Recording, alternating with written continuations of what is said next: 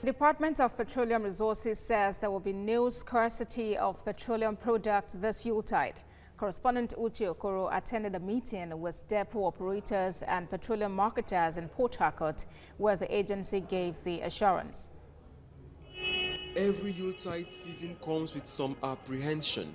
The fuel scarcity experienced in 2012, where travelers paid through their noses to return to base, comes to mind.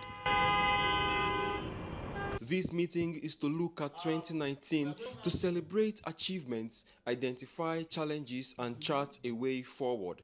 As part of plans to end the year well, DPR says there is enough supply of fuel and other petroleum products to prevent scarcity. The agency warns marketers against under-dispensing, diversion of products, and inflation of pump price. If you've been following what I've been saying, I've been advising the marketers to continue to operate within the confines of the guidelines as stipulated, and they've been doing so. Today is 17th. If there were to be scarcity, maybe it would have started. But I give you all the assurance, government has made adequate supply of petroleum products. The depots are stocked, and we are monitoring what is released from the depot. I assure the public that there is nothing like scarcity. There will be nothing like scarcity. As the regulator, DPR is pleased with the level of compliance to licensing of petroleum marketers in Rivers State. This isn't stopping the agency from issuing a stern warning to defaulters. In Rivers State alone, we have about 700 filling stations. And as we speak today, we have over 680 that is operating with valid license. That gives us about 93.2%, which is very high. When we came here in January, over 50% of the stations operating here were operating without valid license. That is a good achievement. We want to remain in business. The marketers themselves have promised to comply, but want DPR to address challenges such as indiscriminate proliferation of petrol stations outside laid down regulations. I want you to address the issues whereby once we look at one new road coming, I'll go and invest here. You have not finished burying tanks.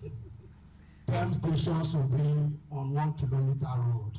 The meeting also resolved to tackle unethical activities in depots where products are released to unlicensed or non-existent stations. Uche Okoro, TVC News, Port Harcourt. Uche joins us now from Port Harcourt for more on this. Uche, it's not unusual to find that in December there's scarcity of a petroleum product, and it was quite surprising last year that that didn't exactly happen. What is this assurance by the depot operators? What is this hinged on?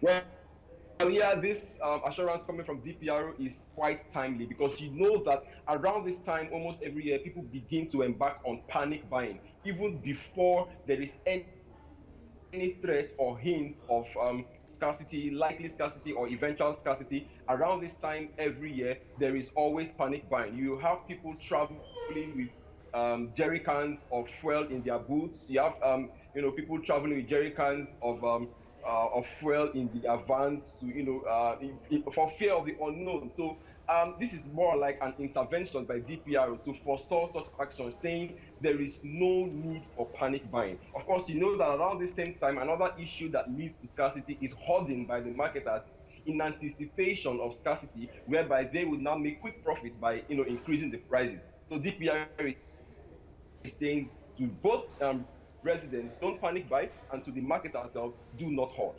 All right, and there is also that concern about transport officials who just go ahead and inflate prices, whether or not there is actually scarcity of petrol. I mean, is there a way to work around this to ensure that transportation fares are just the same as they've always been throughout the year? Well, I think the issue of transportation fare would it's an offshoot of fuel prices. Most times the excuse, or maybe reasons, they may be good reasons that the transporters will give eventually for inflating prices of transportation, is the fact that they are now buying fuel at a higher price. So it's justifiable if you look at it from that angle, because they have to break even. But DPR is saying that they would met out very stiff sanctions for any marketer who overprices or underdependencies. Now, that particular action attracts a fine of 100,000 naira per pump in your petrol station. So assuming you operate a mega station where you have up to 14 pumps, if you are caught overpriced, that's selling above the stipulated pump price. Okay. All right, that's 100,000 naira multiplied by 14 times. So that is. All right, Uche, I guess it's time to actually match words with action this Yuletide. Uche Okoro joined us from Port Harcourt.